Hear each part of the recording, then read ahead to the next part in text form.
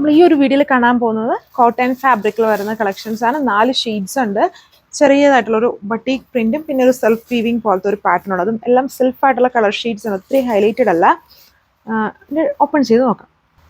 So first one ഇങ്ങനെയാണ് വരിക. ഇതിൽ ഫുള്ളും ഒരു വീവിങ് വർക്ക്സ് ഉണ്ട് കേട്ടോ. ഫ്രണ്ടിലും ബാക്കിലും ഒരുപോലെ തന്നെ. ബാട്ടിക് പ്രിന്റ് മാത്രമല്ല ഇതുണ്ട്. ഫുൾ ഒരു ടൈപ്പ് ഓഫ് ചെറിയ ചെറിയ ഒരു ചെക്ട് വീവിങ് പോലെ ഫുള്ളായിട്ട് ഈ ടോപ്പിൽ ഉണ്ട്. സിമ്പിളായിട്ട് നമുക്കൊരു കാഷ്വൽ ഫോമിൽ അല്ലെങ്കിൽ ഒരു ഓഫീസ് ഗോയിങ് വെയർ ഒക്കെ ആയിട്ട് യൂസ് ചെയ്യാൻ പറ്റുന്ന ടൈപ്പ് ഒരു കോട്ടൺ കളക്ഷൻസ് ആണ്. അത് അടുത്തോട്ട് വരുമ്പോഴാണ് ആ വീവിങ് ഇതുണ്ട് ഒരു ചെക്ട് വീവിങ് നമുക്ക് വിസിബിൾ ആയിട്ട് വരുള്ളൂ. അങ്ങനെ ഒത്തിരി ഡിസ്റ്റൻസിലോട്ട് നിൽക്കുമ്പോൾ അത്രയും വരില്ല. അതെല്ലാം സെൽഫ് ലൈറ്റ് ആയിട്ടുള്ള വീവിങ് വർക്ക്സ് ആണ് ഇതിൽ യൂസ് ചെയ്തേക്കുക.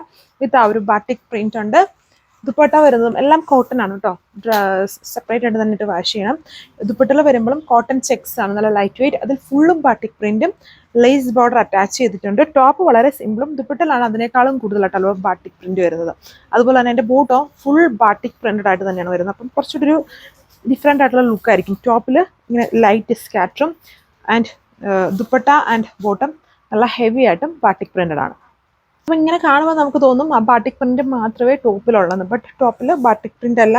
കുറച്ചുകൂടെ അടുത്തോട്ട് നമ്മൾ വരുമ്പം ആ ഒരു ചെറിയ ചെക്റ്റ് ആയിട്ടുള്ള ഒരു വീവിങ് വർക്കും ഓൾ ഓവർ ടോപ്പിലുണ്ട്. അത് ജസ്റ്റ് വീഡിയോയിൽ നോക്കുമ്പം അങ്ങനെ മനസ്സിലാവില്ല. സെൽഫ് കളറാണല്ലോ. വേറെ വല്ല കളർ വരുമായിരുന്നു പിന്നെയും പെട്ടെന്ന് മനസ്സിലാവും. ഇതാ സെൽഫ് കളർ ആയതുകൊണ്ട് നേരിട്ട് കാണുമ്പോൾ മാത്രമേ നമുക്കത് മനസ്സിലാവുള്ളൂ.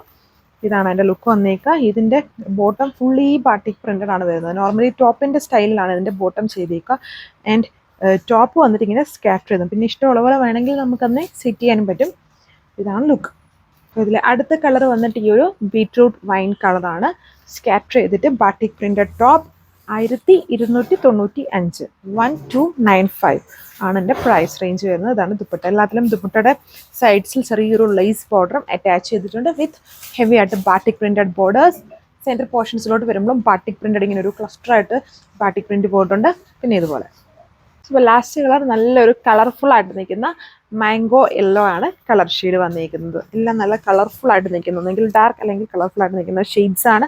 ബ്യൂട്ടിഫുൾ ആയുള്ള ഒരു പ്യുവർ കോട്ടൺ കളക്ഷൻസ് ആണ്. ബട്ടീക് പ്രിന്റ്സ്, ചെറിയ ചെക്ട് വീവിങ് ടോപ്പ്, ദുപ്പട്ടയിൽ ലേസ് ബോർഡർ അറ്റാച്ച് ചെയ്തിട്ടുണ്ട്. കോട്ടൺ ചെക്സിലാണ് ദുപ്പട്ട വന്നിരിക്കുന്നത്. എന്നാലും എല്ലാം ലൈറ്റ് വെയിറ്റ് ആയിട്ടുള്ള ടൈപ്പ് സ്റ്റൈലിലാണ് വരിക. ബോട്ടത്തിൽ ഫുള്ളി പ്രിന്റഡ് ആണ്. അപ്പോൾ ഇത്രയും കളേഴ്സ് വരുന്നുള്ളൂ. വളരെ ലിമിറ്റഡ് ആയിട്ടുള്ള ഡിസൈനാണ്. 1295 പ്രൈസ് വന്നേക്കുക.